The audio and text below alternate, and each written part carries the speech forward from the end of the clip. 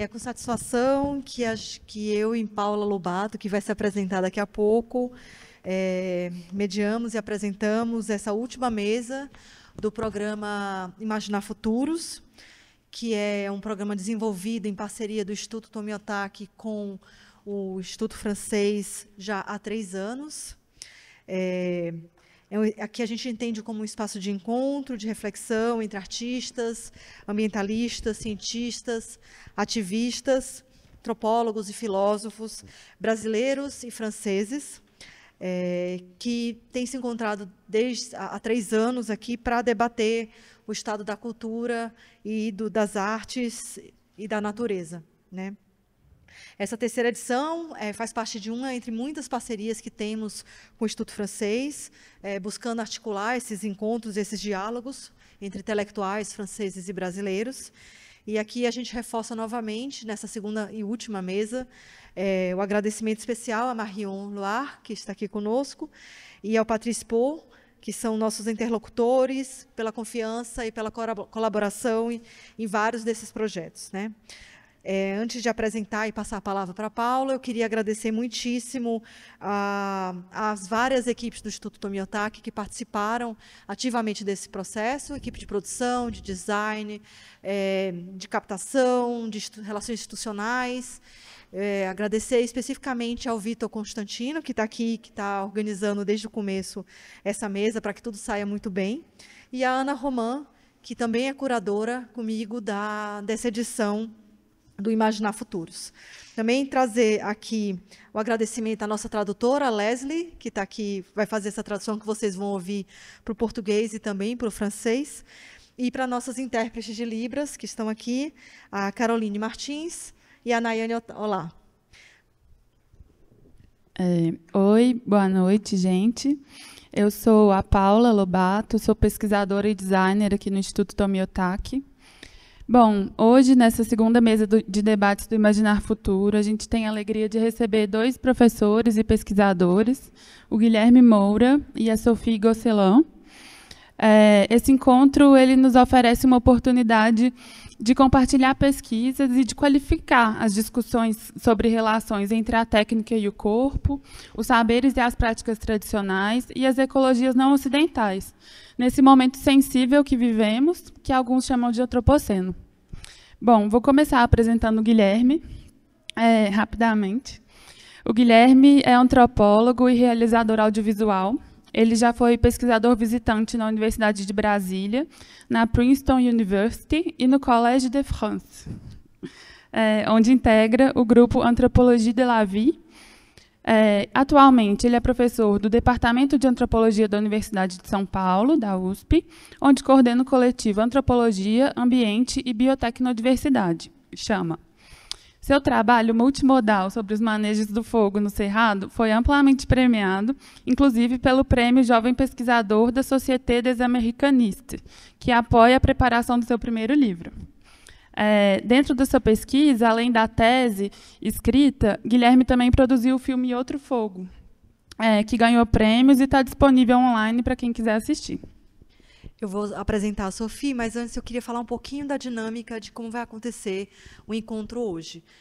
Nós pedimos aos convidados que cada um falasse em aproximadamente 25 minutos. Eles vão fazer uma apresentação aqui, e a ideia é que a gente vai, eu e Paula, pensamos em algumas perguntas disparadoras, como o nosso educativo gosta de falar aqui no Instituto, e a gente passa a palavra também para vocês trazerem questões. A gente só vai pedir que quem for fazer perguntas venha aqui à frente, por conta da gravação que está sendo realizada pelo Ricardo Miada ali atrás. Então, vocês se apresentam e faz a pergunta para a gente conseguir registrar e ter uma boa gravação também. A Sophie Gosselin é filósofa e artista francesa. Ela é autora dos livros La Condition Terrestre, Habiter la Terre en Commun e Toucher du Monde. Em sua obra, ela explora a interconexão entre humanos e ambiente, defendendo uma ética da coexistência baseada na solidariedade, justiça e gestão coletiva dos recursos. Sophie é doutora em filosofia, é professora na Universidade de Tours e pesquisa as consequências da crise ecológica, propondo uma reavaliação da relação humana com o planeta. Sofia foi das fundadoras da editora Deor e integra a revista Terrestre, focada em ecologia política. Então, agradeço muitíssimo a presença da Sofia aqui conosco esta noite e passo a palavra para você. Obrigada.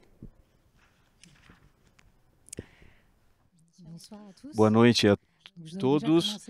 Eu vou começar primeiro a agradecer à equipe calorosa e acolhedora do Instituto Tomie Otaku, que me fez passear um pouco na cidade de São Paulo inteira e pude encontrar pessoas apaixonantes. E eu gostaria também de agradecer Guilherme Fagundes, que me propôs de me convidar para poder compartilhar um pouco as nossas reflexões.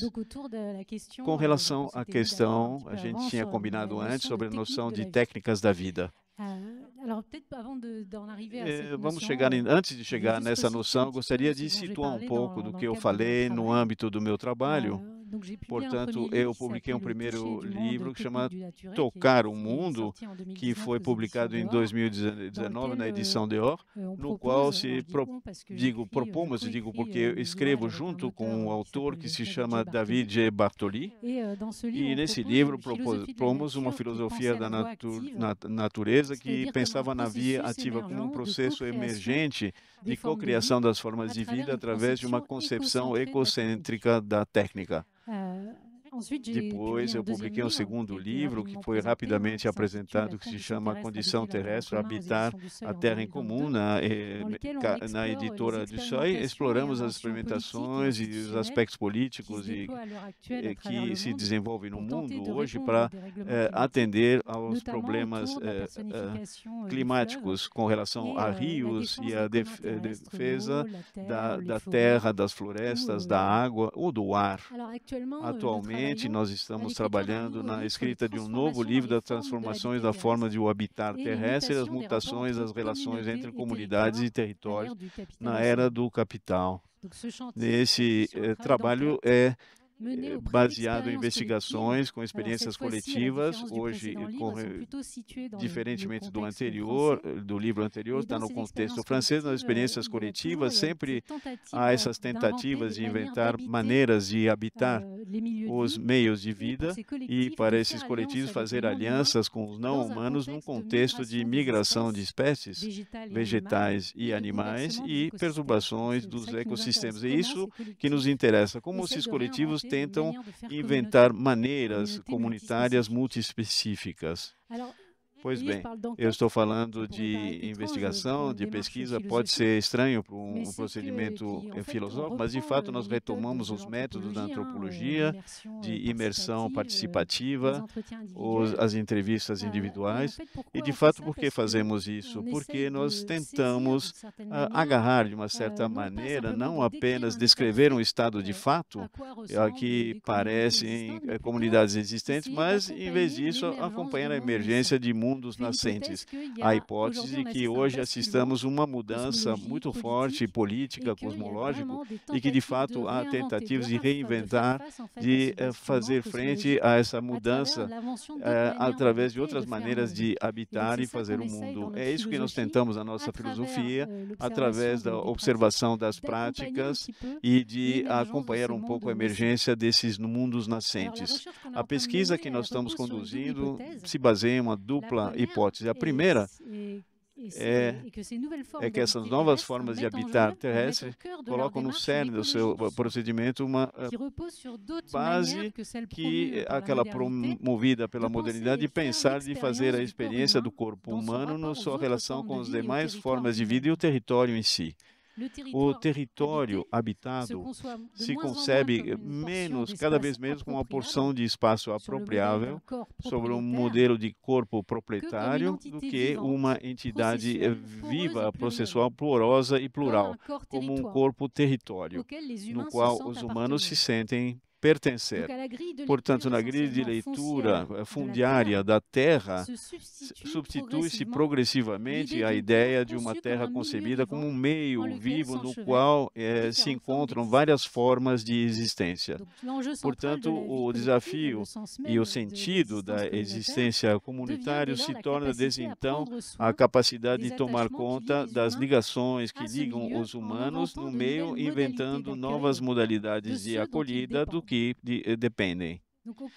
No cerne desta ecologia do cuidado está uma política da hospitalidade, e realmente essa noção de hospitalidade que é importante para nós, ou seja, a capacidade coletiva de fazer com que o território, acolhendo a alteridade, o migrante, o louco, o morto, ancestrais invisíveis, como dimensões que constituem a vida do território. Essas diferentes modalidades de acolhida podem ser concebidas como técnicas da vida, através das quais os habitantes dos territórios tomam conta com o corpo ao qual pertencem, criando as condições de uma geração de ciclo de vida. Pois bem, eu vou apresentar hoje apenas uma das experiências coletivas junto às quais nós estamos fazendo pesquisas. Há muitas. Eu escolhi de apresentar essas iniciativas porque coloca em jogo uma redefinição do gesto artístico a partir da experiência do trabalho da terra, ou do que nós chamamos mais comumente agricultura. De fato, o que é interessante nessa experiência, encontramos isso em outras experiências em outros territórios na França, é o cruzamento da arte e da agricultura, que é a intersecção e o contorno de um gesto técnico profundamente distinto do ato de produção, para ser visto, pelo contrário, como uma colaboração do intervalo. Pois bem, o que eu entendo por colaboração do intervalo? Trata-se de uma expressão que encontramos num texto do especialista da Grécia Antiga, Jean-Pierre Verlan, que analisa de que maneira a instauração da cidade política grega teve uma redefinição como consequência do sentido do gesto técnico. Essa mudança aparece basicamente que toma como modelo o trabalho agrícola e tem uma concepção que toma como modelo o artesanato. Eu vou citar então Jean-Pierre Verlan, a citação é realmente interessante, que diz o seguinte: qual o significado dessa oposição tão fortemente marcada por Xenofonte entre o trabalho agrícola e as profissões artesanais? Isso porque se relaciona com dois planos de experiência que em grande medida se excluem. A atividade do artesão pertence a um campo onde o pensamento positivo já é praticado na Grécia. Pelo contrário, a agricultura permanece integrada no sistema de representação religiosa. O aspecto técnico e instrumental do trabalho não pode aparecer. Entre o esforço humano e o seu resultado, a distância temporal e técnica é muito grande. O essencial ocorre no que diz Eugênio Duprel e chama a colaboração do intervalo, que envolve o comportamento religioso. Trabalhar a terra, portanto, não assume a forma de implementação de processos ou regras eficazes para o sucesso. Não é uma ação sobre a natureza para transformá-la ou adaptá-la aos fins humanos. Tal transformação, mesmo que possível, constituiria uma impiedade. É uma participação de uma ordem superior ao homem, tanto natural assim como divina. Compreendemos aqui, nessa citação, a diferença entre o gesto técnico concebido como produção, o modelo de artesanado, entre o procentrado, e o gesto técnico concebido como colaboração do intervalo. Portanto, se, como no modelo artesanal, o gesto técnico define uma posição de controle sobre todo o processo produtivo, concebendo o ambiente como um suporte indiferenciado para atingir os seus objetivos, no caso da agricultura, há sempre um intervalo, ou seja, escalas de espaço e tempo que são diferenciadas com o qual o agricultor deve aprender a brincar, a compor, a colaborar. Intervalo em que passam a residir as divindades, num contexto político, modos de expressão e de potência, poderes cósmicos imperceptíveis, ou seja, que escapam ao controle humano. Isso quer dizer imperceptível. Imperceptível é o que não é não dá para captar. O modelo agrícola, estamos na Grécia Antiga, é claro, mas o modelo agrícola contemporâneo já não tem nada a ver mais com essa técnica de vida no sentido de colaboração do intervalo. Pelo contrário, e ainda mais desde a sua industrialização, aderiu ao modelo técnico de produção, a ponto de transformar os ambientes vivos em suportes passivos e inertes, nos quais ela produz bens comestíveis, por meio da tecnologia e da química. O intervalo é reduzido a nada. Esse é o mesmo objetivo declarado, ou seja, justamente assegurar o controle total e excluir a priori qualquer manifestação de uma alteridade, de um poder que escaparia ao controle.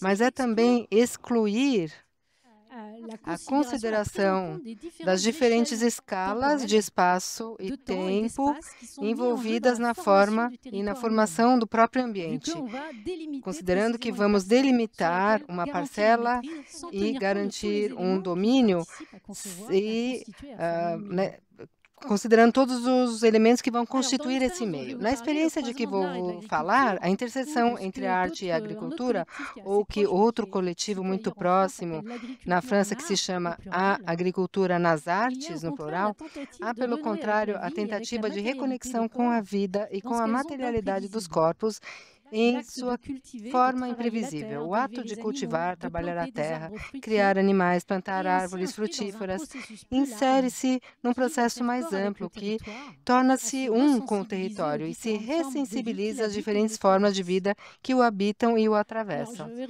Eu vou resituar um pouco onde ocorre a experiência. Essa experiência coletiva no contexto da montanha Limousin, que é uma área rural de meia montanha, um planalto localizado no centro da França, que também se chama o Planalto de Mille Vaches, em referência não às vacas, mas a Mille Vaches, os mananciais que irrigam essa região muito úmida, muito úmida.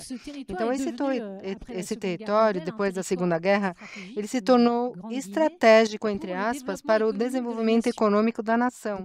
Ele foi transformado numa plantação de árvores destinadas ao comércio e foram implementadas barragens em todos os cursos de águas para construir uma central nuclear de Civaux.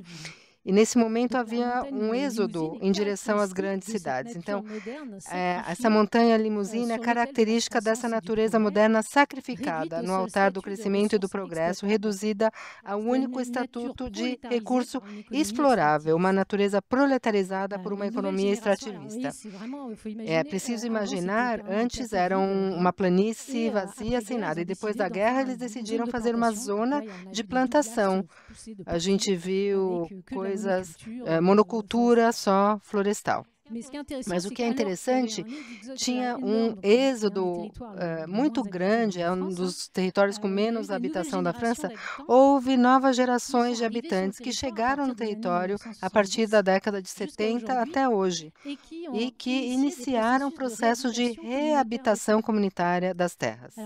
A experiência coletiva que eu falei se inscreve nesse processo de reabitação comunitária e se situa mais particularmente na comuna de Tarnac, composta por cerca de 350 habitantes.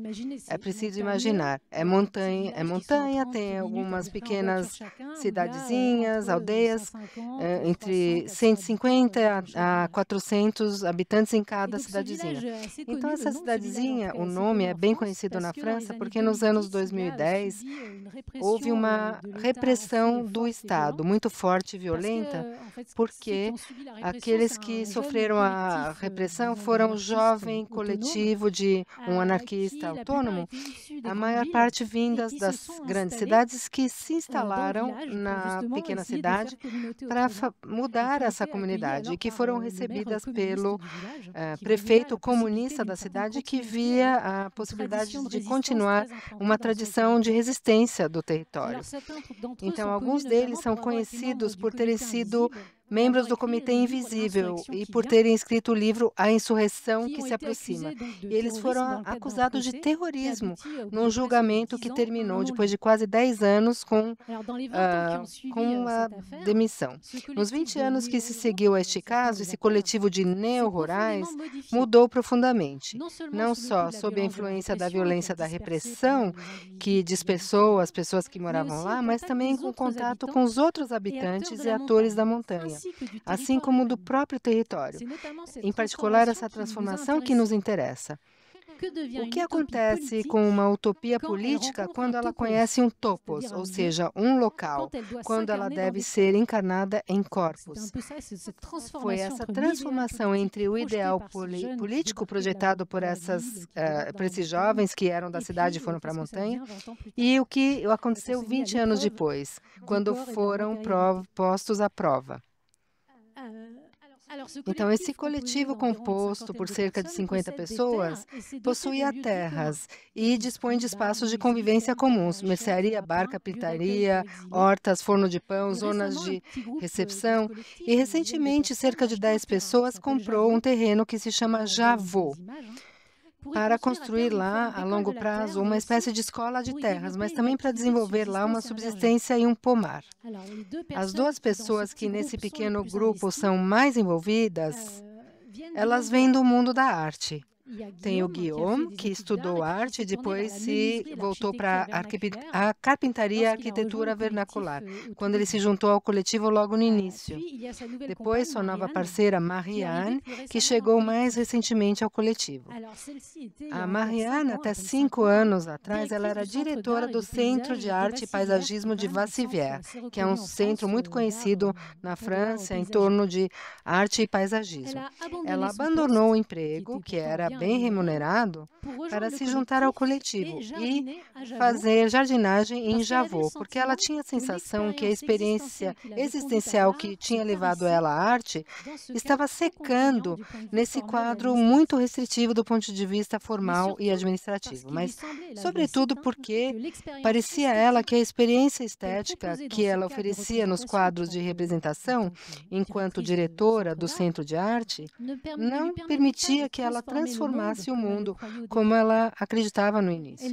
Ela desejava, de uma certa forma, se reconectar com a experiência sensível do mundo, com a potência de transformação da experiência estética, com também as formas e as variações da matéria tomadas na sua dimensão não produtiva, mas sim cósmica, incluindo ao mesmo tempo os humanos e os não humanos. Então, assim como a agricultura assimilou completamente o modelo técnico da produção, o campo institucional da arte foi também essencialmente construído em torno do objeto final produzido pelo artista, a leitura dela da coisa. E ela é o que ela me contava. Quando ela não se limita à produção de objetos voltados para a sociedade, muitas vezes é para assumir a forma de um instrumento de mediação social que tende a colocar de lado a experiência estética.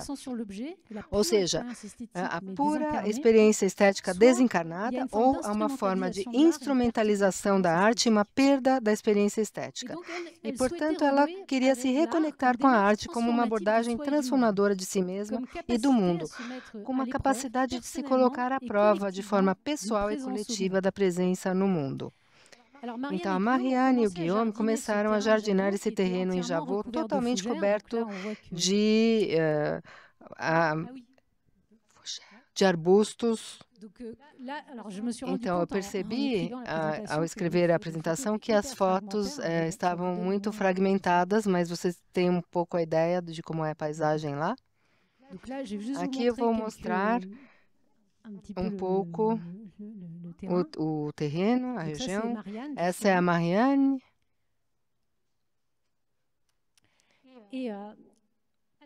Então, esse terreno que no início estava totalmente coberto de ervas e arbustos, eles começaram a praticar uma agricultura inspirada nos princípios da permacultura. O terreno não tem limite estrito, rígido. Ele não é fechado em nenhum lugar. Ele é delimitado por uma floresta e um riacho e constitui em si próprio uma zona de intervalo, pois ao mesmo tempo é uma horta, espaço de convivência e zona de reflorestamento.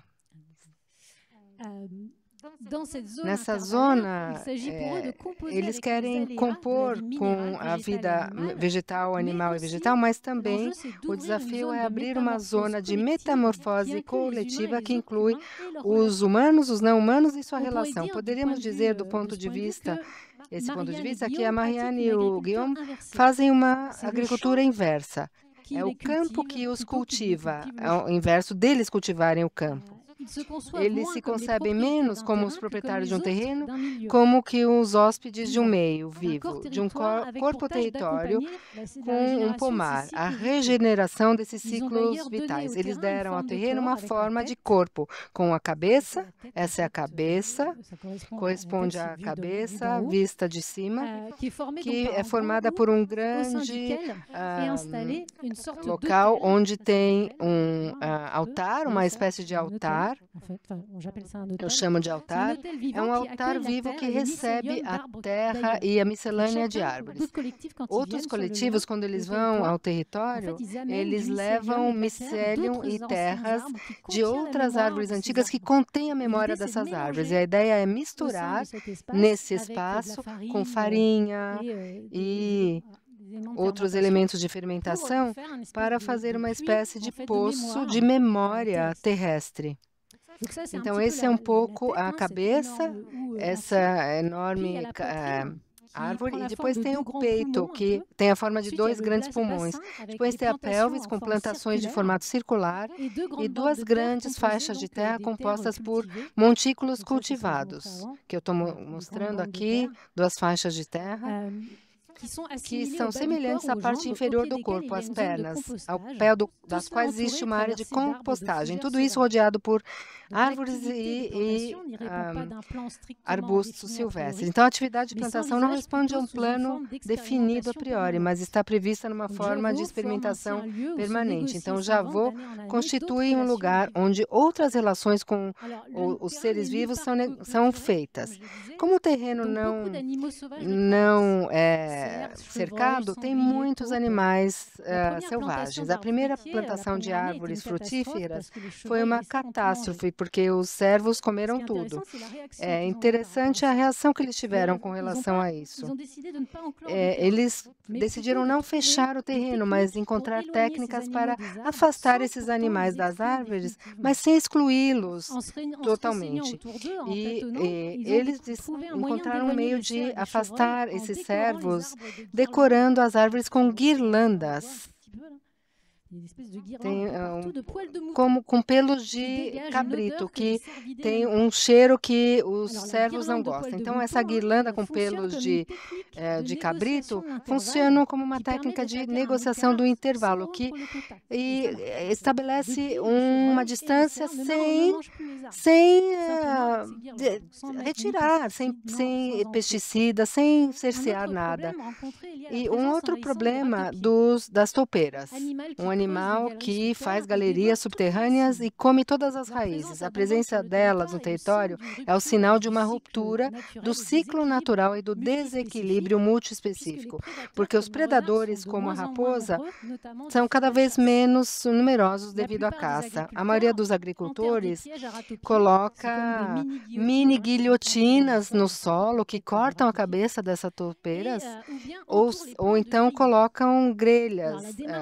Então, o Guillaume e a Marianne fazem de uma forma totalmente diferente. Depois de falar dos problemas das toupeiras, o Guillaume me deu um livro para ler, que se chama Um Mundo Imenso, Como os Animais Percebem o Mundo. Então, o que é interessante é que, no momento em que ele me falava como as toupeiras causavam problema, justamente a tentativa deles era mais de acolher as toupeiras, não considerar a toupeira como algo prejudicial, mas conhecer melhor o modo de vida da toupeira para poder se moldar a ela e encontrar um terreno de negociação. Ao mesmo tempo, uma certa hostilidade, o Guillaume expressou uma empatia com as toupeiras, até o ponto em que, de certa forma, ele reconheceu na toupeira uma parte dele mesmo. Poderíamos até dizer que tem nele uma forma de se tornar uma toupeira, já que o projeto arquitetural que ele quer construir naquele terreno se inspira do modo de vida subterrâneo da toupeira. Então, eles exploram nesse momento outros meios para impedir que as topeiras comam as plantações sem exterminar as topeiras. Então, quando eu estava lá, a Mariane estava tentando associações de plantas e tentava colocar algo com um cheiro nas raízes. Então, o Guillaume está tentando virar uma topeira e a Mariane está tentando virar uma árvore. Paralelamente à sua atividade agrícola, está fazendo um estágio de comunicação com as plantas, que permite que ela possa explorar outros modos de percepção do viver. A cultura da terra, as comunicações com as plantas é algo que pode parecer muito esotérico, mas o que é muito interessante é que é menos o sistema de interpretação que está em jogo e mais o tipo de atenção que se cria com relação às plantas. Ou seja, através dessa tentativa de comunicar com as plantas, existe a ideia de construir uma outra atenção com os seres vivos e as formas justamente vegetais. Então, ela se reconhece no que se chama as abordagens sutis da agroecologia. Sutil é em referência às forças sutis do viver, que só podem ser percebidas por órgãos sensoriais muito exacerbados. Pode colocar uma dimensão espiritual da matéria como se fosse animada. Um pouco a imagem do que a gente encontra em outras culturas. Na medicina chinesa é o qi, ou sopro de vida.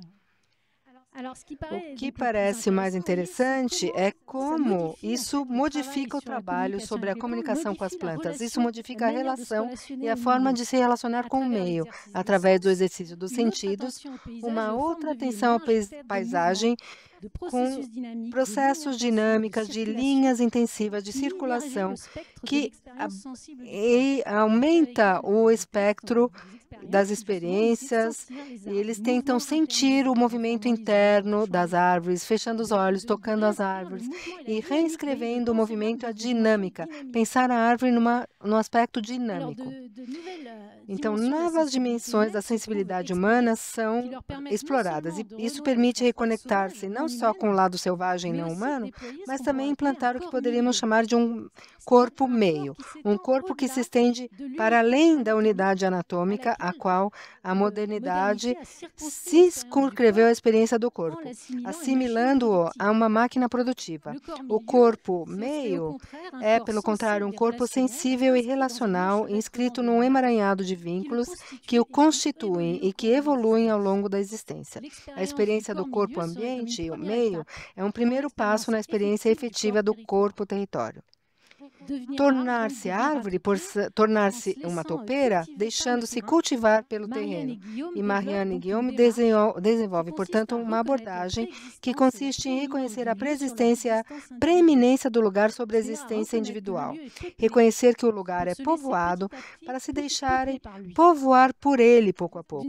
De certa forma, eles se reencontram com um dos significados da palavra camponês, aquele que, combinando seu gesto com de outras formas de vida, acompanhando as instabilidades do viver, compondo com os materiais as formas e as forças do meio, revela as múltiplas faces da paisagem. Cada gesto, desse ponto de vista, é uma técnica de vida. Não se trata de condicionar a priori a forma da relação com o outro, mas de deixar viver o poder transformador do encontro, negociando constantemente com os ocupantes e os recém-chegados ao lugar para fazer nascer um novo corpo coletivo, um corpo-território multi-específico. Eu agradeço por sua atenção. Bom, muito obrigada, Sophie. Agora eu passo a palavra para o Guilherme. Guilherme, por favor. Bom, boa noite a todas as pessoas aqui presentes. Primeiramente, eu gostaria de agradecer mais uma vez, na verdade, reforçar o agradecimento a toda a equipe do Tomiotaki. Eu não vou me arriscar a nomear as pessoas queridíssimas que estão à frente disso, né, para não correr o risco de esquecer alguém, mas, de fato, é preciso agradecer pelo acolhimento e por essa iniciativa de trazer pessoas que vêm de lugares distintos, mas com questões e problemas cruzados, como é o caso aqui da Sofia comigo. Para mim, de fato, é uma honra dividir essa sessão com você, Sofia, e é um prazer também poder te conhecer pessoalmente. Bom, eu me chamo Guilherme Fagundes, eu sou professor atualmente na antropologia da USP, portanto, sou antropólogo, e o que eu tenho para compartilhar com vocês no interior do tema que anima essa sessão, sobre a continuidade entre técnica e vida, diz respeito a um plano mais etnográfico, portanto eu vou apresentar parte dos meus materiais de pesquisa, mas que não deixa também de tocar em questões conceituais importantes que já foram antecipadas pela Sophie. Bom, eu tenho feito pesquisas no Cerrado brasileiro nos últimos 10 anos sobre o início do manejo integrado do fogo, que é uma abordagem de gestão ambiental de escala global e que começou a ser testada no Brasil, nessa região do Cerrado, na interface entre comunidades quilombolas, gestores ambientais, ecólogos, ecólogas e brigadistas, a partir de 2014. Né? Desde a minha tese de doutorado, eu tenho acompanhado os efeitos dessa política de gestão ambiental dentro de um enquadramento que articula uma antropologia da técnica com uma antropologia da vida, né? E também baseado em uma abordagem audiovisual. Então, portanto, eu quero também compartilhar com vocês hoje alguns materiais, algumas peças audiovisuais que coadunam nesse argumento, que é o argumento central do meu livro, que está em fase final de edição, que diz respeito a 4 modos de relação com fogo, no contexto de Gerais, que serão chamados aqui de 4 tecnologias, no sentido de 4 pensamentos sobre a técnica, tecne e logos, né? Que é o manejo, o combate, a prevenção e o coabitar. Vou manejar aqui também. Bom, eu gostaria de começar a minha apresentação evocando essa frase que tem guiado toda a minha pesquisa sobre manejo do fogo no Cerrado e que também abre o meu livro. Né? Frase essa que diz: antes era o manejo do gado, agora é o manejo do fogo. É uma frase que, portanto, sugere uma mudança de termos, mas a permanência de um modo de relação, modo esse que é o manejo. Né? Essa proposição me foi dita por um dos meus principais interlocutores de pesquisa no Jalapão, essa região do Brasil Central, por esse quilombola e brigadista chamado Deusimar. Deusimar me explicava como essa recente política de manejo integrado do fogo estava sendo assimilada pelos seus parentes que habitam esse ambiente de Gerais. A gente estava, em 2014, no primeiro ano de implantação dessa política de manejo integrado do fogo no Brasil, especificamente numa das áreas protegidas que serviu de área piloto para essa política, que é a Estação Ecológica Serra Geral do Tocantins, que eu vou falar adiante. Mas o fato é que essa comparação do Deusimar entre gado e fogo não pretendia me dizer que o gado fora substituído pelo fogo, como se não tivesse mais gado nos Gerais.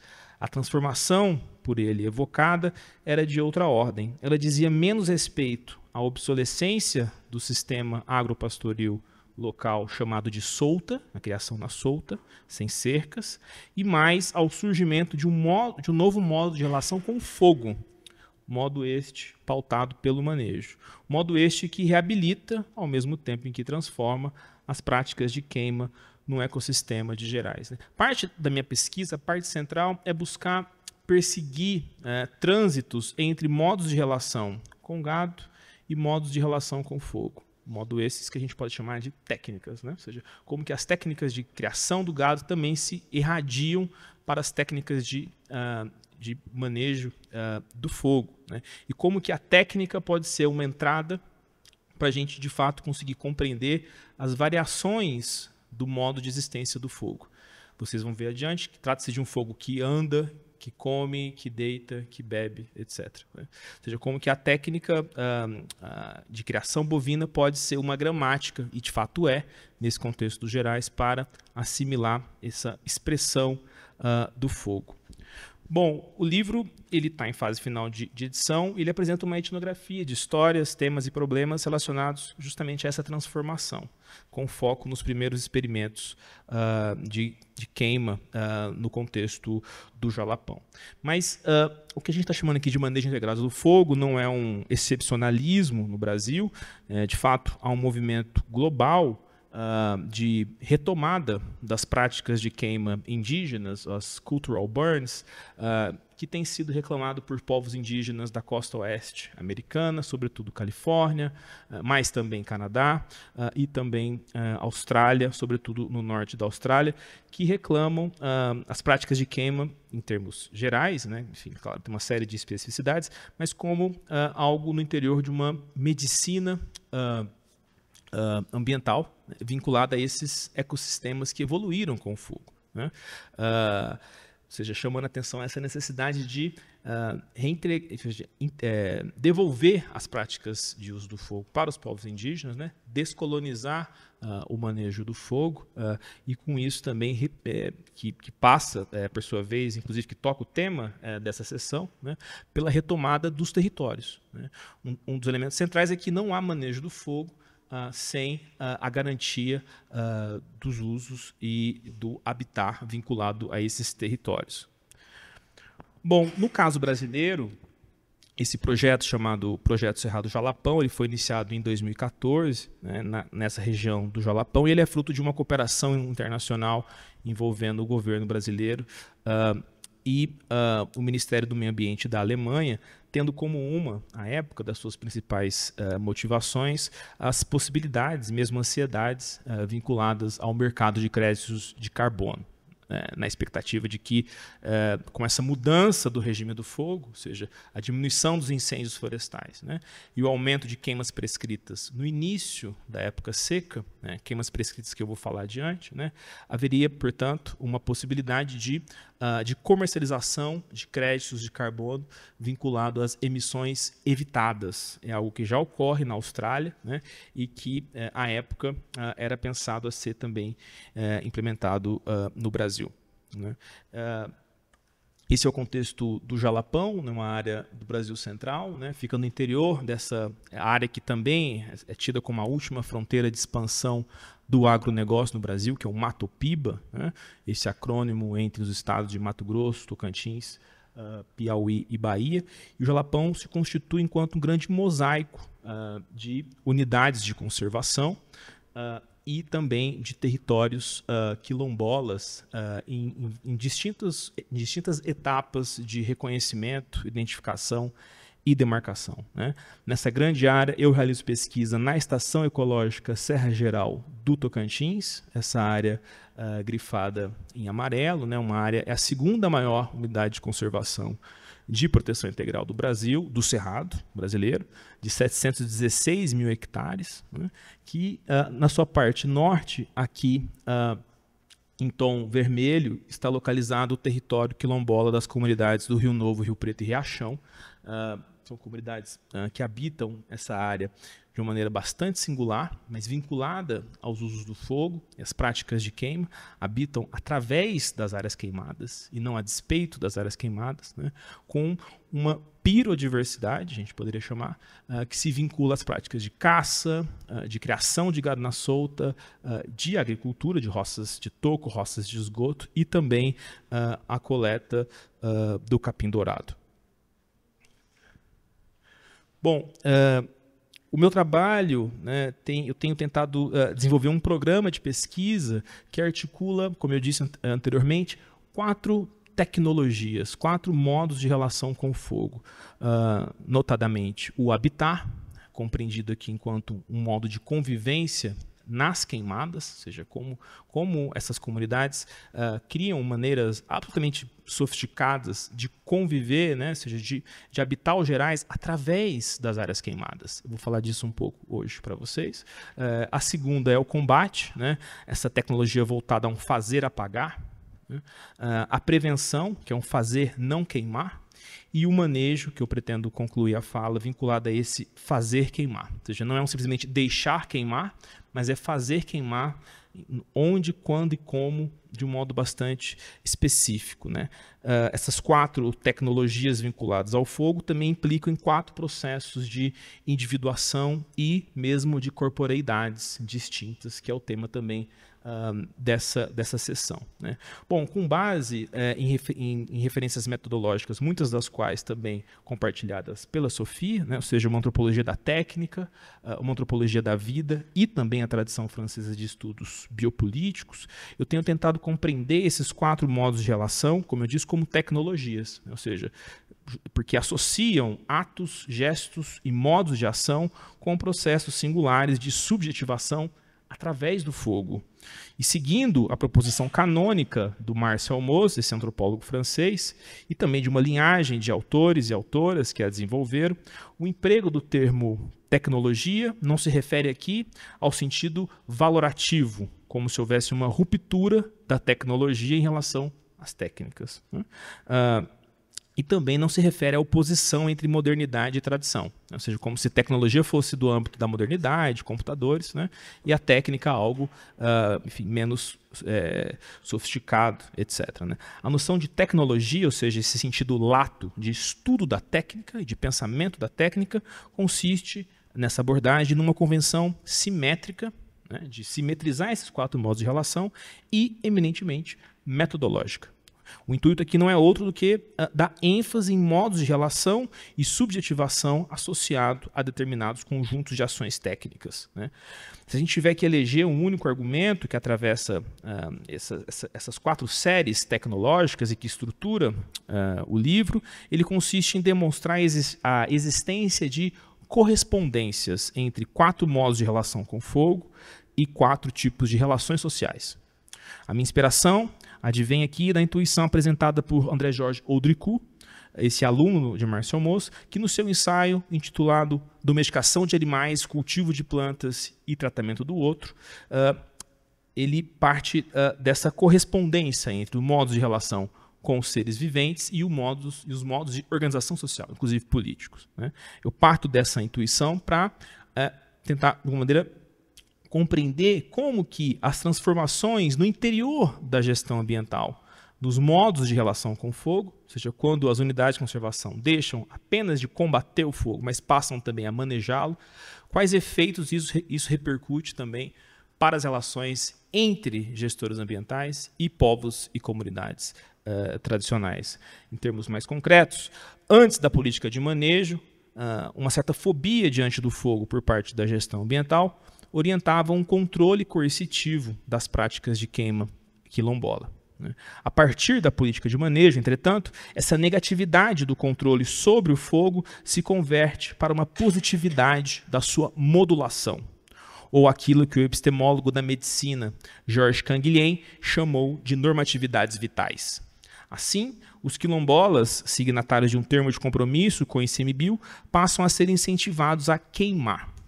Mas, como eu disse, esse fazer queimar deve atender às intensidades, escalas, épocas e lugares que constituem os valores conservacionistas sobre o fogo bom ou fogo amigo, no limite o fogo desejado. Portanto, ao invés de um impasse administrativo entre simplesmente poder queimar e não poder queimar, o que entra em cena é um problema que eu tenho buscado qualificar como piropolítico, ou seja, como, onde, quando queimar. Uma nova estética da política, pautada menos no controle ilemórfico sobre o fogo, ou seja, como se houvesse uma forma, né, desejada, imputada no fogo enquanto uma matéria, né, e mais na modulação de relações ecológicas, né, provocadas pelas práticas de queima. Bom, eu avanço esse argumento, não vou poder desenvolver aqui, em 4 capítulos e um filme etnográfico que eu pretendo trazer um trecho para vocês. Bom, a primeira tecnologia, essa do habitat, nos gerais, né, ela possibilita que seja, esse habitat que se dá por lugares queimados, né, ou seja, em termos locais chamados de queimadas, né, queimadas no sentido jalapoeiro, diz respeito a um lugar, uma categoria eminentemente geográfica, por onde o fogo passou. Nesse sentido nativo, né, que tem um sentido eminentemente geográfico, o fogo consome esse material seco e abre caminho para interações multiespécies vinculadas à caça, à criação de animal e mesmo agricultura. Trata-se também de um meio regenerativo, que tem a sua própria temporalidade, que se relaciona ao crescimento do capim após a queima. Essas atividades multiespecíficas proporcionadas pelas queimadas consistem principalmente na criação de gado, no capim dourado e nos animais vinculados à caça. Eu busco abordar esse habitat dos quilombolas no Gerais a partir dessa perspectiva do habitat, compreendendo-a, entretanto, num sentido transitivo, não um habitat intransitivo, desprovido de normas, de tarefas, de necessidades. Justamente porque é um habitat que se sustenta em valores de vida, doença e morte, pautados pelo fogo. O Georges Canguilhem, esse epistemólogo da medicina, ele nos oferece insights para contemplar essa experiência do habitat com base no seu conceito de normatividades vitais. Ou seja, a ideia de que o que é próprio a um vivente é uma normatividade, a capacidade que o vivente tem de superar os limites colocados pelo meio.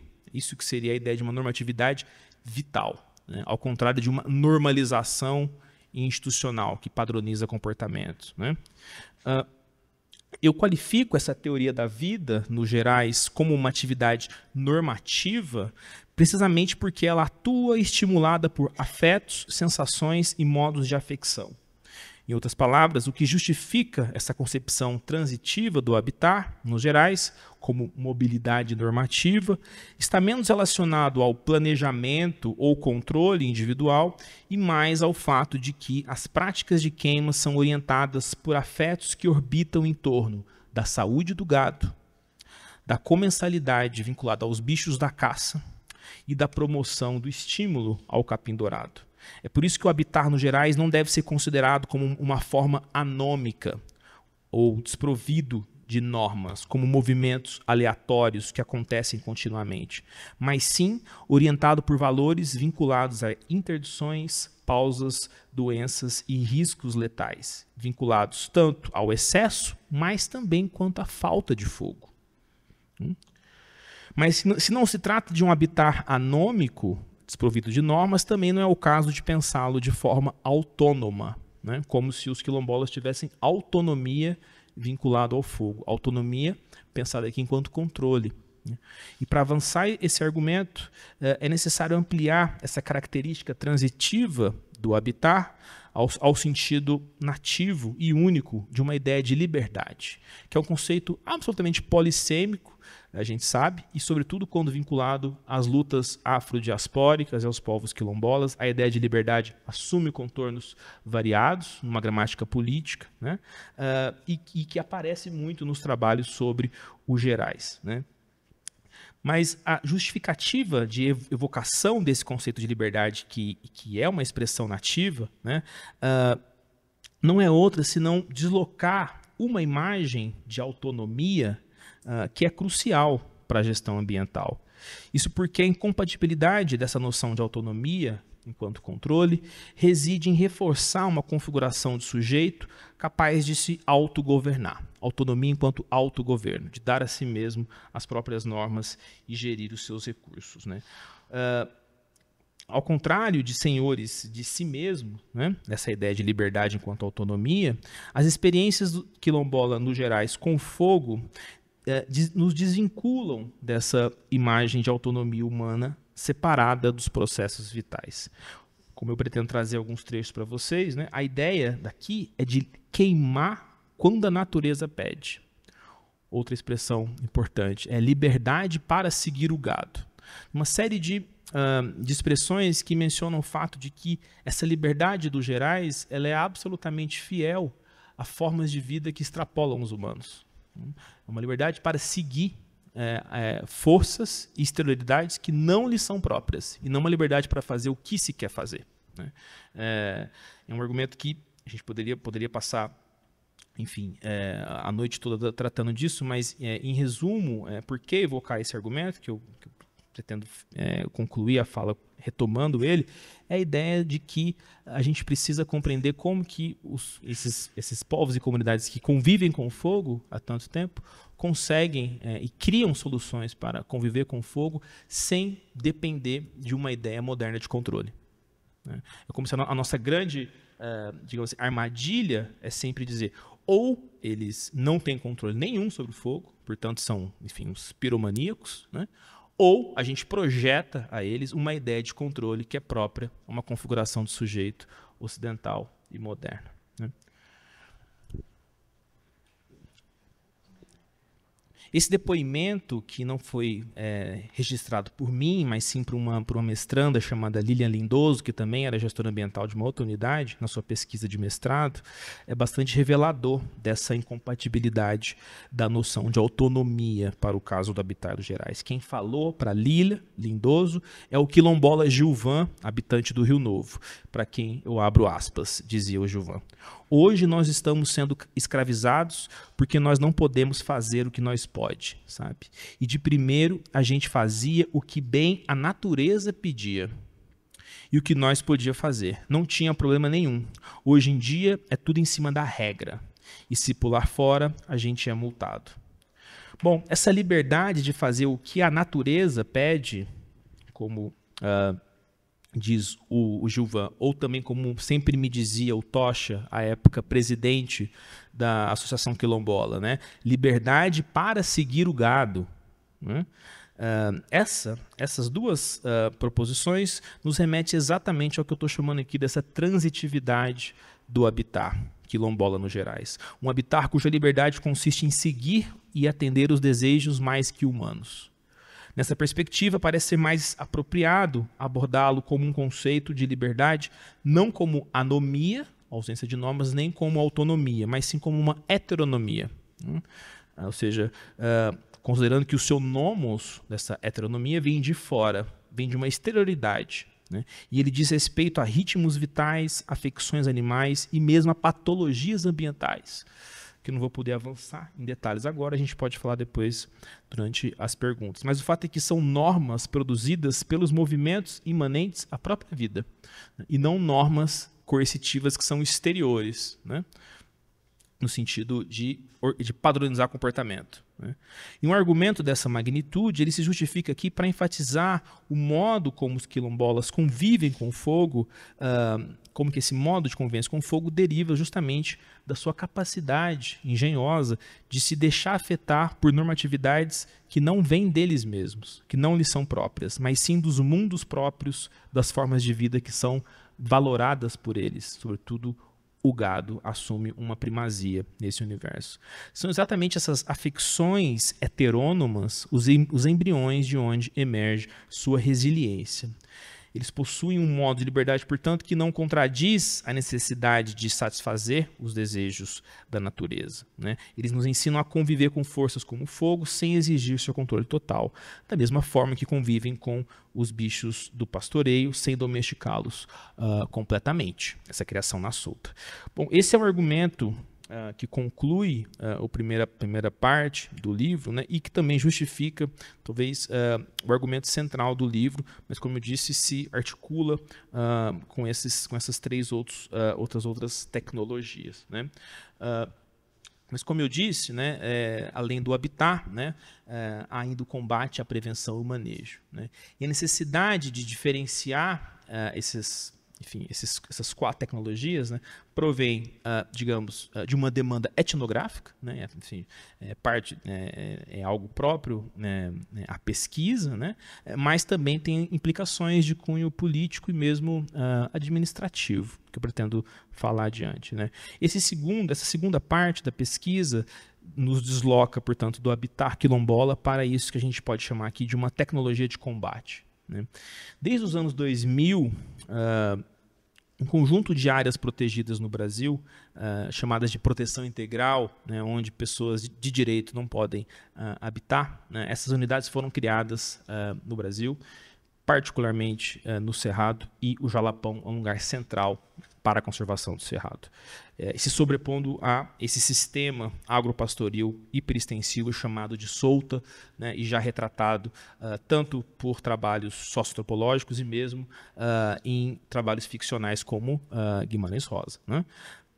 O fato é que, apesar dessa centralidade da solta nesse ambiente de Gerais, o gado ele permanece ainda hoje considerado como uma espécie exótica indesejada nesse regramento da conservação ambiental, como se o gado fosse uma coisa única, né? E entre 2008 e 2010, o período que coincide com a intensificação dos aparatos de combate a incêndios florestais no Brasil, diversas operações de fiscalização foram realizadas contra esses viventes considerados exóticos e também as atividades agroextrativistas consideradas nocivas para a conservação ambiental. E essas operações caracterizam o que os meus anfitriões chamam de um período do terror. Esse mapa em tela, por exemplo, que se confunde com uma carta de guerra, ele retrata bem esse período do terror e da assombração, desse preservacionismo que fez recurso ao medo, à agressão e ao assombro, assumindo uma estética bélica. O que a gente tem aqui são marcações dos plantéis de gado dos criadores dos Gerais, em sua maioria, né, a partir de um sobrevoo de helicóptero, e parte desses animais foram abatidos por helicóptero também, né? As memórias que os quilombolas preservam desse período nos remete a uma época em que a gestão ambiental realizava aquela operação de extermínio de mundos, tão bem qualificada por Malcolm Ferdinand como um habitat colonial. Uma época na qual a gestão ambiental não só controlava o gado, mas também empreendia ações diretas de abate. Não apenas exercia as técnicas de gestão da vida, mas também o direito soberano de matar. Tratava-se de um preservacionismo exercido mediante um poder soberano capaz de definir quem importa e quem não importa, quem é descartável e quem não é. Ou ainda, se quisermos novamente falar aqui com a Achille Mbembe, um preservacionismo necropolítico, baseado não apenas nas ações diretas de um fazer morrer, mas também nas guerras que implodem as condições de vida, e eu acrescentaria de habitabilidade. Os procedimentos técnicos desse preservacionismo necropolítico, expressos nessa carta de guerra, direcionada ao gado e à forma de vida dos Gerais, baseado na criação da solta, estão também na base do modo como os habitantes do Rio Negro, do Rio Preto, Rio Novo e Riachão compreendem a gênese dos incêndios florestais na estação ecológica, que é um argumento um tanto quanto paradoxal, né? Mas já é um lugar comum em trabalhos sobre ecologia do fogo a ideia de que as ações de comando e controle, de supressão, ações, em resumo, de fogo zero, não apenas no Brasil, né, mas começando nos Estados Unidos e exportado para todo o ocidente preservacionista, né, produziram o que o historiador ambiental especialista no fogo Stephen Pine chama do paradoxo da supressão. É o fato de que o sucesso das ações de combate aos incêndios provocaram um aumento exponencial dos incêndios florestais em escala global, justamente porque essas ações, o sucesso da supressão e do combate, provocou a contiguidade dos materiais combustíveis. E nesse momento de mudanças climáticas e aquecimento global, né, esses materiais disponíveis a serem queimados, eles são consumidos em um único evento, que são os grandes incêndios florestais, né? Não vou aprofundar isso agora, a gente pode falar disso depois, né? Bom, digamos, esse aspecto da tecnologia do combate também encobre uma análise das técnicas corporais relacionadas a essa transição dos quilombolas, dos habitantes locais, à função, ao cargo, à função de brigadistas. A partir de cursos de treinamento físico e mesmo da aquisição de um vocabulário padronizado relacionado ao fogo, a gente consegue acompanhar a gênese de uma corporeidade compatível com os valores hierárquicos e disciplinados que constituem a tecnologia de combate e prevenção aos incêndios florestais. É importante deixar claro que essa estética bélica e militar, que é própria ao aparato de brigadas de incêndios, não apenas no Brasil, não é uma necessidade técnica, né? É uma escolha sociotécnica, né, que diz respeito, no caso brasileiro, à história dos órgãos ambientais no Brasil, do IBAMA em particular, cuja história é absolutamente relacionada com a nossa história do século XX militar, né? Então, são instituições que preservam esse militarismo, né? O fato é que também, se os quilombolas e os demais habitantes locais adquirem essa nova corporeidade, que eu vou falar adiante, né, o próprio fogo também adquire uma corporeidade, tornando-se objetivado em termos dos seus componentes físico-químicos da combustão, O fogo passa a ser dotado de uma linguagem própria que organiza uma anatomia do fogo e o seu comportamento. As linhas do fogo adquirem uma corporeidade organizada em termos de cabeça do fogo, os dedos do fogo, as costas do fogo. Como que numa estratégia de guerra, o propósito desse modo de percepção e classificação dos órgãos do fogo, esse é o termo que se utiliza nas operações de combate, é coordenar operações de comando para um ataque bem-sucedido. Como antropólogo, entretanto, minha tarefa é investigar como que essas anatomias do fogo e as suas etologias, os seus comportamentos, eles podem e são diferentes umas das outras, né? Uma parte importante do exercício da antropologia é o método comparativo, né? E é muito perspicaz a gente comparar tradições do fogo, por exemplo, ibéricas, mediterrâneas, aqui do Brasil, americanas, né? Como que essas etologias também são variadas, né? Em outras palavras, como a gente pode encontrar variações desses modos de existência e percepção do fogo de acordo com configurações ecológicas e cosmotécnicas específicas, né? E para qualificar esse argumento, eu peço a atenção de vocês para projetar um trechinho de um filme que está em montagem nesse momento, mas que trata justamente desse processo, né, de produção de uma corporeidade vinculada a essa tecnoestética do combate.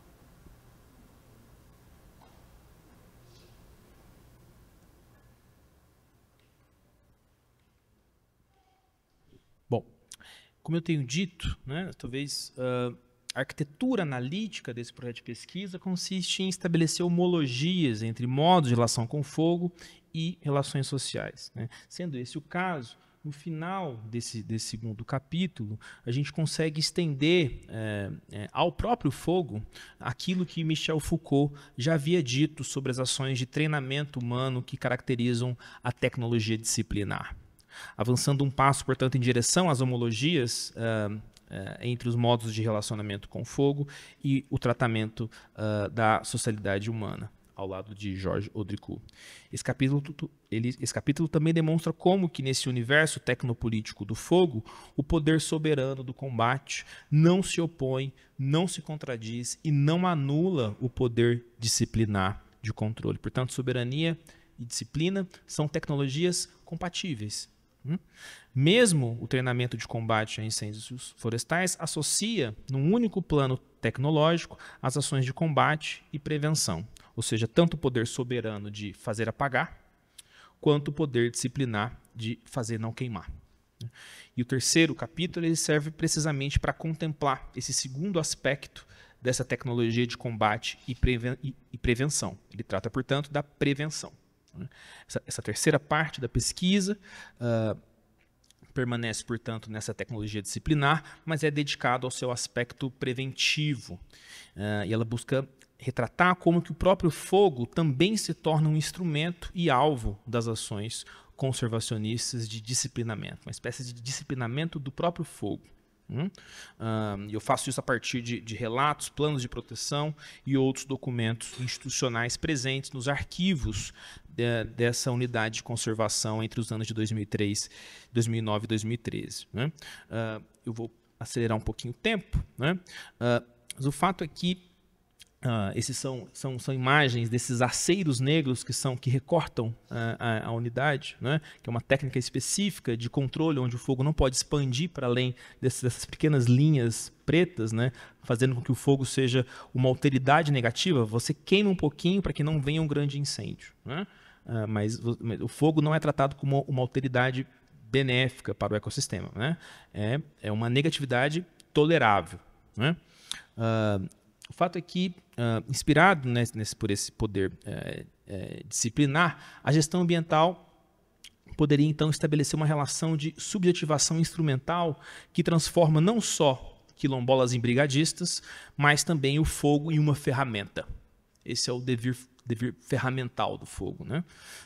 Treinando ambos, corpos humanos e o próprio fogo, por uma relação de docialidade e utilidade, nos termos de Michel Foucault.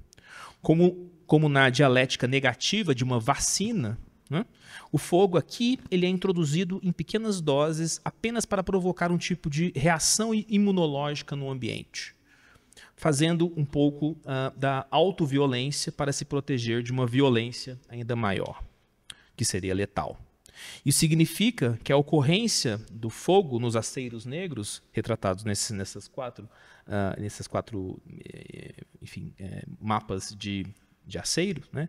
A presença do fogo ainda não é celebrada, como vai ocorrer na política de manejo do fogo, né? Como algo positivo na promoção da biodiversidade. Antes, essa tecnologia preventiva, que são os aceiros, consiste numa espécie de não negação. Basicamente, não negar a ocorrência do fogo, mas não provocá-lo do ponto de vista de uma positividade. Uma não negação na qual o fogo ainda é tratado como esse agente patológico ou alteridade negativa.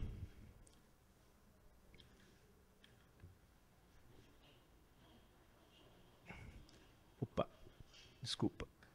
E para avançar esse deslocamento de uma tecnologia de prevenção que faz uso do fogo, mas a partir de um modo de relação e subjetivação específico, para a tecnologia de manejo e apostando na descontinuidade entre as duas, a prevenção e o manejo, eu trago agora um segundo trecho.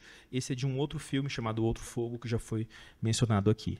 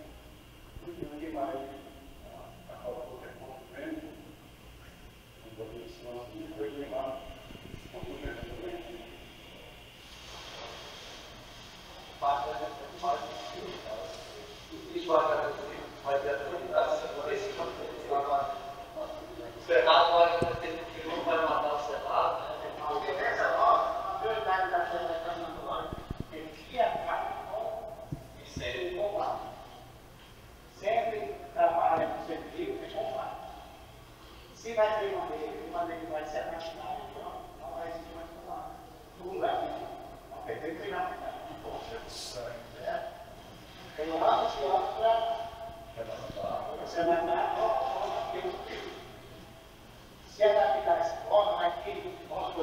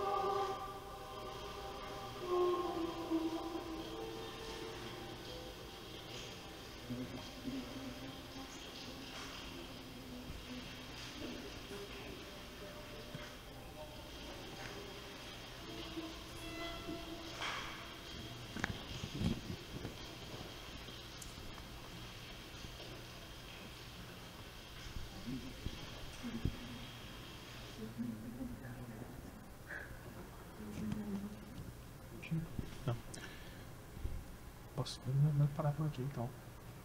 Porque senão... Certo. Bom, sim, eu vou cortar um pouquinho a fala, né? Assim, mas eu recomendo quem quiser assistir o filme. O filme ele também retrata o encontro e o desencontro entre duas brigadas, a brigada da Estação Ecológica do Jalapão e do Parque Nacional da Chapada dos Veadeiros, que na época não realizava essa abordagem de manejo do fogo, então tem esses encontros também de modos de relação com o fogo, né? Eu vou, enfim, poder encaminhar para encerrar, mas só para, de fato, concluir com a última tecnologia, que de fato é o manejo, né? Falei, mas ainda não pude falar dele, né? O fato é que o manejo desloca esse papel de brigadistas, né, como meros protetores de unidades de conservação, para um papel que é mais criativo, né? E eu insistiria, um papel esse que dispõe de várias conexões, inclusive com a prática que a gente chamaria de restauração ecológica, né? Essas analogias com a restauração ecológica que passa a ser exercida por esses brigadistas, né, que passam a ser uma espécie de jardineiros de cicatrizes de fogo, nesses contextos pirofíticos que precisam ser queimados, né? Essas analogias com a restauração aproximam os manejadores de pelo menos 3 papéis diferentes, a saber, o de engenheiros, o de restauradores de obras de arte e o de terapeutas, no sentido utilizado por Aldo Leopold. Como engenheiros, os manejadores são avaliados menos pelos processos e mais pelos resultados das suas ações. No entanto, eles também se assemelham ao papel de restauradores de obras de arte, pois refletem sobre o ecossistema de referência e inventam, de maneira até mesmo autoral, os meios para a sua reprodução. E, por fim, como terapeutas, os manejadores e as suas ações não têm como objetivo restaurar um ambiente original, prístimo, mas sim reabilitar um estado saudável do ambiente manejado.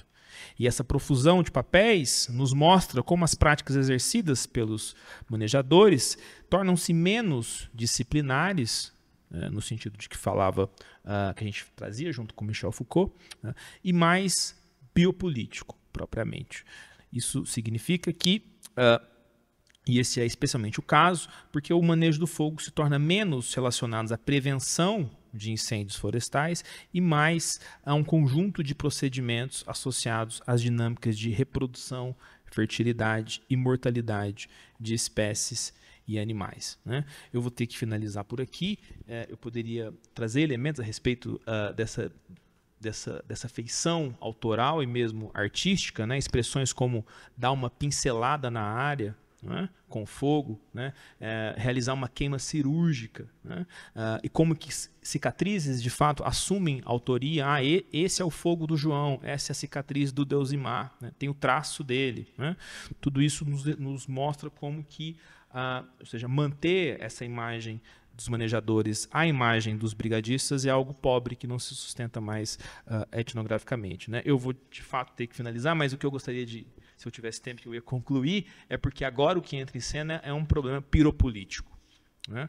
Porque se de fato não se trata simplesmente de não queimar, mas sim como, quando e onde queimar, né? O que entra num nível de disputa é qual regime de fogo pretende ser restaurado.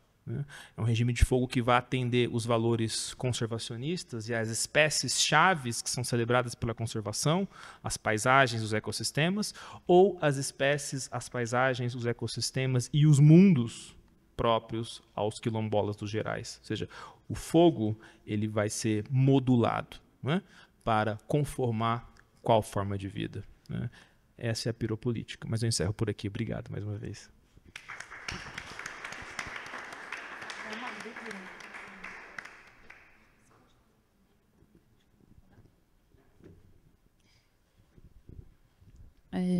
Muito obrigada, Guilherme. Bom, a gente preparou algumas perguntas para vocês, né? Não, mas a gente está com o tempo bastante apertado. Tá, a gente vai fazer apenas uma e passar a palavra para vocês e, em seguida, a gente abre o microfone para quem tiver perguntas também para os dois autores. Bom, a gente estava querendo trazer um pouco da discussão do título do nosso encontro de hoje, assim, porque, enfim, nós imagino, né, que muitas das pessoas daqui que são da área da cultura, das artes, da arquitetura, não têm conhecimento, não têm o hábito de discussões de técnica com tamanha profundidade, como vocês trazem aqui. E a gente ficou querendo que vocês falassem um pouco mais assim, sobre esse conceito, que é um conceito em disputa, como eu aprendi esse semestre. E, por isso mesmo, a gente entende que vocês partem de leituras de uma tecnodiversidade no trabalho de vocês, e de experiências que desafiam noções hegemônicas de técnica. E a gente ficou pensando, assim, a gente queria que vocês falassem um pouco sobre a importância de voltar, então, a nossa atenção à técnica, quando a gente pensa nesse momento de antropoceno, nesse momento em que os modos de fazer são tanto responsáveis pelo esgotamento do planeta, quanto o momento também que a gente pode pensar essas técnicas como parte de soluções para os problemas que a gente está passando. Acho que eu ia sugerir que quem tivesse pergunta, levantasse a mão, senão a gente espera eles responderem e faz uma segunda rodada. Temos mais uma pergunta por aí? Querem pensar um pouquinho mais? Então, a gente escuta as respostas. Sophie, você pode começar? Só para a gente ter a mesma ordem da apresentação. Aqui. É uma pergunta bastante ampla. Talvez eu gostaria de reciclar um pouco de que maneira, como eu falo rapidamente, como eu cheguei a pensar nessa questão da técnica. Eu comecei na hora que eu fazia meus estudos de filosofia, eu fazia parte de um coletivo artístico que usava as tecnologias digitais, principalmente para produzir instalações sonoras e criar instalações em rede também. E foi aí que eu comecei, de fato, a pensar que havia um trabalho coletivo e eu vi como o uso das tecnologias digitais, e principalmente quando nós passamos para aplicativos livres, como modificar não apenas a prática artística, mas também as relações dentro do coletivo, nossa maneira de criar. E isso me falou muito comigo. E tem a ver com o teu trabalho e o que eu explorei sem cessar, que de fato há uma analogia entre os sistemas técnicos e maneiras de organizar relações sociais. Fiz a experiência, é um pouco daí que saiu esse questionamento e também do fato que o que eu observava é que em todos os lugares onde tecnologias digitais eram implementadas, tinha um efeito sobre o tipo de relação e induzia as formas de governo, de governança. Eu comecei, então, a ter uma visão um pouco mais crítica das tecnologias, porque eu me dei conta que elas tinham justamente uma maneira de homogeneizar os tipos de relações sociais, e principalmente isso me apareceu quando eu fui, aliás, nós trabalhamos com havia engenheiros, artistas, era um pouco filósofa, então nós trabalhávamos todos juntos, nos chamaram para participar de um coletivo que acompanhava a interpretação do Fórum Social em Mumbai, na Índia, porque eles queriam desenvolver sistemas técnicos para possibilitar a interpretação em aplicativo livre. E eu achei isso muito interessante, nos solicitaram isso, e quando nós chegamos na Índia, nos demos conta que todo o sistema técnico dependia principalmente da rede elétrica. Ora, lá, a rede elétrica caía, parava, né? Então, eu vi, de fato, como todo o sistema tecnológico, digital, tudo que nós chamamos do mundo imaterial, se baseava numa materialidade que, por si só, se baseava num sistema industrial extrativista para produzir energia contínua. E que tinha também um efeito que era em áreas que me pareciam como ferramentas emancipatórias, tinha uma maneira de homogeneizar também as práticas coletivas e não levar em consideração a especificidade das historicidades dos diferentes locais, dos diferentes povos. Foi aí onde eu comecei a me interessar, a fazer uma diferença entre técnica e tecnologia. Tudo isso cruzado com a descoberta de problemas ecológicos, e também na história do pensamento da filosofia, a noção de técnica foi investida como o próprio homem que possibilitava ao ser humano distinguir-se das outras formas de vida que não teriam técnicas. E, portanto, contrariamente, se olharmos do lado da etiologia, a gente vê que, de fato, as formas técnicas diferentes desenvolvidas pelas diferentes formas de vida dos seres vivos são tão múltiplas quanto as formas coletivas dos coletivos humanos. É o que nós chamamos de biodiversidade, ou multiculturalismo, de fato, era um pouco de que maneira os pensamentos de técnicas, das politécnicas, de uma certa maneira, levando em consideração, ao mesmo tempo, tecnicidades, animais, vegetais, ou seja, como a técnica, de fato, é uma maneira de inscrever-se em termos de como um corpo e desenhar um espaço. Normalmente é reduzida a uma ferramenta em todas as leituras, e ele teve as mesmas leituras. Eu li muito Foucault, que me interessou quando ele descreve as tecnologias disciplinares, ele pega a imagem do panóptico. Panóptico é uma arquitetura, um dispositivo espacial. A gente vê bem, então, que determinam um conjunto de relações sociais, relações entre os seres. Para mim, era como os modos técnicos diferenciados poderiam induzir formas de relações diferenciadas entre humanos e também entre os outros não humanos. E isso, para mim, é a diferença essencial entre técnica e tecnologia, é que a tecnologia tem uma tendência a subordinar a diversidade das técnicas a um modelo logocêntrico, ou seja, um certo linguagem universal fundada no código 0 e 1, ao passo que as técnicas são sempre diferenciadas, são ligadas a histórias, inscritas em meios. E o que me interessa hoje é mais, eu penso que para poder fazer frente ao problema do aquecimento global, não são as tecnologias que vão possibilitar responder a isso ou atender isso, mas técnicas cada vez mais inscritas em interação com as especificidades dos meios, das relações desses meios. Bom, excelente, eu me sinto totalmente contemplado também pela resposta da Sophie, mas eu diria, no que diz respeito, se eu for regionalizar a sua questão no universo da conservação e do fogo, né, eu poderia reagir de diversas maneiras, mas eu vou escolher uma delas, né? Quando você coloca que por que voltar para a técnica nesse momento do antropoceno, tanto como parte do problema, mas também muitas vezes como solução, né? Eu diria que um dos aspectos fundamentais a serem colocados em questão nesse momento, enfim, de crise climática e ecológica é justamente a alienação técnica, né? Ou seja, a ideia de que existe uma imagem a respeito da técnica que foi forjada na modernidade ocidental, né? Que ela é antes o sintoma de uma tradição de pensamento muito específica, né? Que o Gilbert Simondon, que é um filósofo da técnica, vai dizer que essa tradição que conformou esse pensamento sobre a técnica instrumental, enquanto aplicação do conhecimento, né? Só poderia ser uma tradição que tem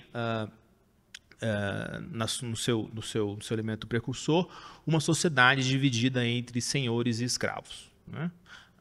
Ou seja, um mundo antigo dividido entre aqueles que pensam, os filósofos, o logos, né, e aqueles que trabalham, né, que estão na oficina, né?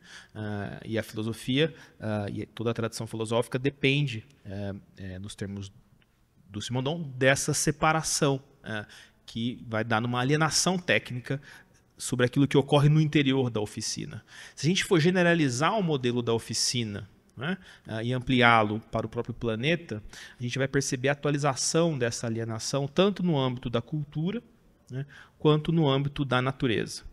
Com isso, o que eu quero dizer, né?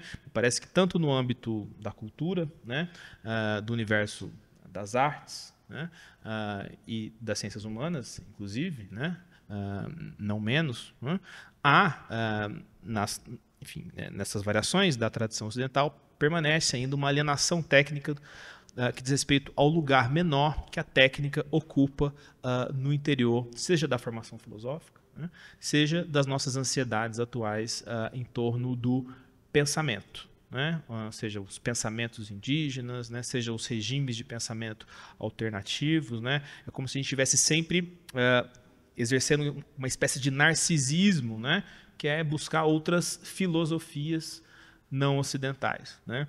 A aposta que se coloca aqui é que, ou seja, outras tradições técnicas também precisam ser convocadas no âmbito da cultura. Inserir a técnica como parte da cultura também, né? Eu não sei em que medida a nossa formação universitária tem nos preparado para isso, em primeiro plano, né? Mas no âmbito da natureza ocorre um fenômeno similar, né? A alienação técnica no âmbito da natureza, seja na formação universitária, seja nas políticas de conservação, né, acaba por alimentar também ideologias românticas, como natureza prístima, original, intocada, né, que assumem expressões coloniais e racistas, né, que alimentam ideologias como essa de preservação ambiental avessa à presença humana, né, metas de construção, de criação de parques nacionais sem a presença humana, que acabam incorrendo em expulsões de comunidades locais dos seus territórios, né? E tudo isso acaba por, de alguma maneira, não compreender como que parte fundamental do nosso problema, na onde a gente chegou até aqui, diz respeito ao modo de relação com seres e coisas, né? Que pode ser, eventualmente, né, enfim, o fogo, né, mas também variações vegetais, né, o solo, a terra, etc, etc. Então, portanto, de alguma maneira, enfrentar o problema da alienação técnica, me parece, é algo de primeira ordem. Eu não sei se a gente tem o privilégio de nos manter alheios a esse problema. E a alienação técnica não se reduz aqui à alienação do trabalho. É importante que isso seja dito, né? Esse segundo problema, toda a tradição marxista tem nos formado muito bem, né? No que diz respeito à alienação do trabalho. Mas no que diz respeito à técnica, me parece que há todo um caminho a ser traçado e estimulado, a começar pelos processos de formação escolar, né? Recorrendo ao Gilberto Simondon mais uma vez, é importante lembrar que o Simondon ele era, acima de tudo, também um pedagogo, esse filósofo, né? Ou seja, há todo um universo a ser explorado de uma pedagogia da técnica, né? Que perpassa a superação dessa alienação técnica e os lastros disso com a questão ecológica.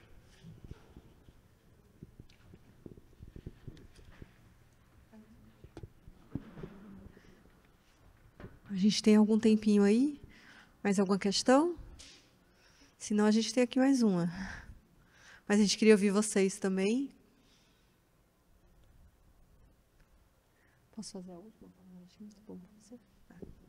Bom, então, nós ficamos conversando sobre essa mesa e pensando na trajetória desses dois professores, pesquisadores, de como tem uma diversidade também de atuação nas suas trajetórias, né?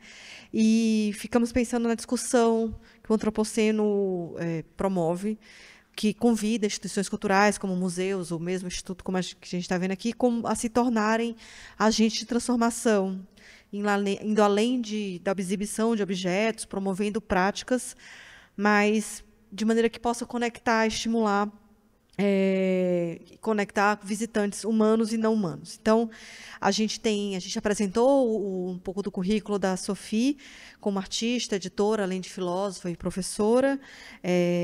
O Guilherme nos trouxe aqui 2 trechos dos filmes que ele produz também, então tem uma atividade muito forte de extensão. Então, a gente queria trazer para vocês a pergunta de como vocês entendem o papel da arte, da cultura, do cinema, no desenvolvimento, na apresentação de pesquisas ou de sensibilidades às questões que vivemos atualmente nesse antropoceno. Só para complementar, mas acho que seria legal ouvir, assim, como, enfim, esse lugar mesmo de uma produção cultural mais ampla, ele pode talvez operar de igual para igual a esse lugar do conhecimento acadêmico, assim. Porque nesse momento, né, que a gente também vive de antropoceno, acho que a gente está falando de um momento de limite do conhecimento como a gente conhece ele tradicionalmente. E aí pensar, a partir de um museu, esse lugar dos saberes, né, que são os saberes das artes, da cultura, de maneira expandida, é uma coisa que interessa muito para a gente, assim. Então, a gente queria ouvir isso a partir da perspectiva de vocês. Mais uma vez, uma pergunta muito ampla. Eu vou partir de uma experiência que eu estou fazendo, o projeto que eu trabalho. Eu trabalho na Loire. Eu me considero dessa região e eu faço parte de um coletivo de estruturas que tenta fazer reconhecer a Loire, o rio Loire, como uma pessoa jurídica. Há todo um conjunto de atividades implementadas com relação à prática de barcos no rio Loire. E eu trabalho com a missão Val de Loire, que é a estrutura da Unesco, que é a estrutura que administra o patrimônio do rio Loire, a parte da Loire reconhecida como Patrimônio Mundial da Humanidade pela Unesco. E isso vem de encontro ao que dizia o Guilherme sobre a ideia de pedagogia da técnica, porque partimos da constatação que, devido ao fato de querer personalizar o rio, reconhecer o rio como uma entidade coletiva ao qual pertencemos como humanos, como um patrimônio passivo, mas como um patrimônio vivo, ao qual os humanos participam, mas com o conjunto das formas de vida, através de práticas e técnicas vernaculares. Isso obriga a repensar justamente as formas de pedagogia. Então, trabalhamos com a ideia de criar uma escola-território. Seria o território que faria a escola. A ideia é de partir do terreno do local no qual e associar estudantes, pesquisadores, habitantes, artistas para fazer processos de pesquisa coletiva e de pesquisa dos locais, partindo dos locais. E como esses locais têm várias problemáticas e obrigam a cruzar as disciplinas, mas também as práticas. Então, vou pegar um exemplo, é um dos terrenos que faz parte de uma das pesquisas do próximo livro, que é a Ilha de Chalon. É uma ilha de cerca de 10 quilômetros e é a maior ilha do rio Loire, que é habitada, e a particularidade é que ela pode ser submersa. Todos os anos, a área recobre uma grande parte da área. Historicamente, os habitantes que moram nessa ilha são os mais pobres que se refugiaram na ilha, porque eram as populações ricas que observavam o rio de longe, e há várias gerações, os habitantes aprenderam a viver com as cheias do rio, e eles desenvolveram práticas agrícolas para compor com as cheias, mas também formas de solidariedade social para se preparar para as cheias do rio. Isso é muito importante. O que é importante também é que ele tem um conhecimento do meio e das maneiras, da técnica de administrar. Eles têm um problema, é que tem diques submersíveis.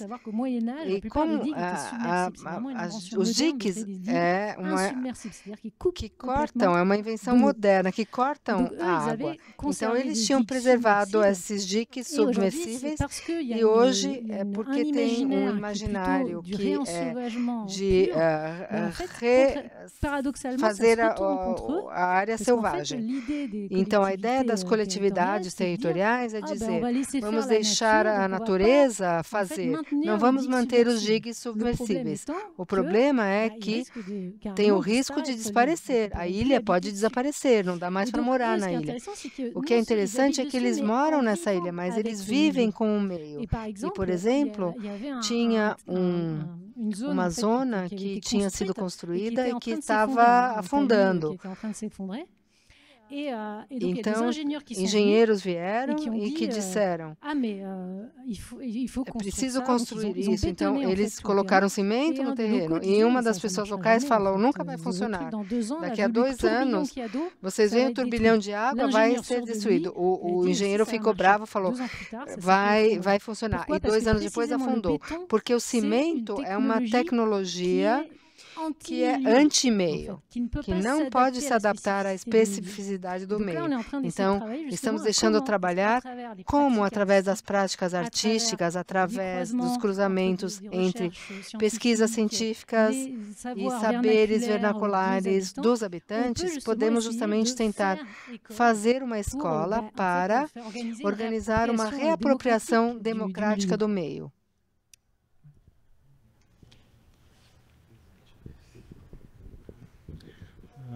Bom, eu vou também me manter no meu, digamos, no meu lugar de segurança para tentar reagir à sua questão, Paulo. Mas eu diria que, no que diz respeito ao universo do fogo, né, e a urgência que nós vivemos nesse momento, que o Stephen Pine vai chamar do piroceno, né, fez mais um nome para ocupar esse repertório, né, da nossa atual situação climática e ecológica, né, um dos diagnósticos fundamentais do piroceno é que, para os próximos anos, a gente vai precisar de mais fogo e não de menos fogo. Né? Na verdade, o que o Paine e outros pesquisadores chamam a atenção é que o Ocidente moderno tem passado, tudo nos últimos 100 anos, né, por um fenômeno que ele nomeia de transição pírica. Né? Na verdade, nos últimos 100 anos, né, o planeta diminuiu algo em torno de 5% da área queimada, né? E não aumentou. Ao contrário, isso é algo paradoxal, porque cada vez mais a gente vê os grandes incêndios florestais na mídia. Como é que se explica isso? Né? O fato é que o regime do fogo mudou. Né? A gente queima cada vez mais paisagens líticas, mortas, petrolíferas, né? E cada vez menos paisagens vivas de biomassa. Só que quando se queima uma paisagem viva, é um grande incêndio, é um único evento que atinge uma escala gigantesca. Né? O fato é que acompanha essa transição pírica também uma alienação pírica. Mais uma vez, eu estou falando de alienação aqui. E essa alienação pírica, ela em larga medida, alimentada por um imaginário constituído por uma produção de imagens e de experiências e de afetos vinculados ao fogo. Né? E, sobretudo, um distanciamento mesmo, daí o termo alienação, que é preciso, né? Distanciamento em relação ao fogo. Né? E o que eu pude acompanhar e acompanho, né, eventos importantes e muito instigantes são quando pessoas da cidade acompanham pela primeira vez uma queima prescrita, como essas que vocês viram na imagem. Né? É um momento muito interessante, né, para notar o efeito que a produção artística, audiovisual, produz em nossos corpos, no nosso processo de desenvolvimento, né? Desde a primeira infância, passando pela adolescência e fase adulta. Ou seja, como que essa produção artística e audiovisual produz todo o imaginário em relação ao fogo, pautado por uma ideia de medo, distanciamento.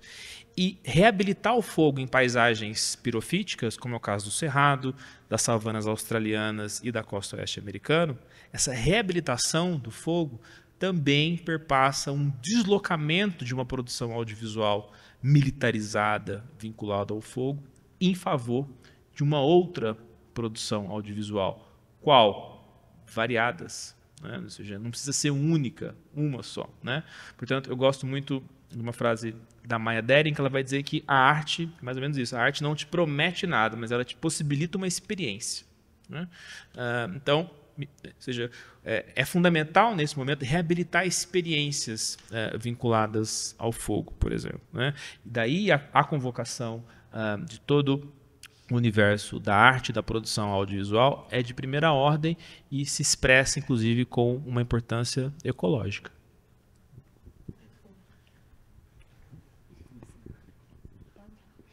Muito obrigada, Guilherme, Sophie. Bom, a gente vai encerrar agora, se ninguém quiser mesmo fazer nenhuma pergunta. Não? Muito obrigada, gente, pela presença, por terem ficado aqui até o final. E, mais uma vez, obrigada aos convidados. Obrigada, Sá, por compartilhar a mesa comigo. Boa noite.